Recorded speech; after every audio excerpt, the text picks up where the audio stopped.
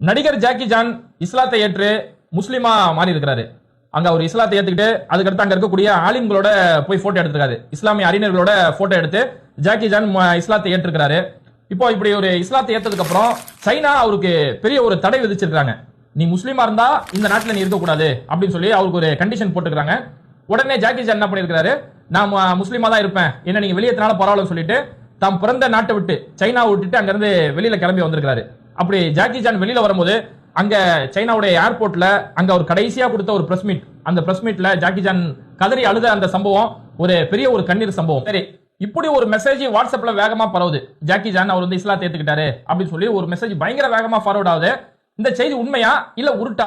அதாவது நடிகர் Jackie Chan அவர் வந்து ஒரு 50 வருஷமா திரைத்துறையில ஒரு மிகப்பெரிய ஒரு கலைஞரா இருக்கிறாரு, அதனால அவருக்கு வாழ்நாள் சாதனையாளருக்கான ஆஸ்கர் விருதெல்லாம் கொடுக்கப்பட்டுச்சுன்னு சொல்றாங்களே, அது உண்மையான செய்தி. நடிகர் ஜாக்கி ஜானுக்கு ஆஸ்கர் அவார்ட்லாம் கொடுத்தாங்க, அது உண்மையான கதை. அதே மாதிரி ஜாக்கி ஜானுக்கு ஒரு மகன் இருக்கிறாரு அப்படின்னு சொல்லி சொன்னாங்களே, அப்படி பார்த்தோம்னா ஜாக்கி ஜானுக்கு ஒரு மகன் இருக்காரு.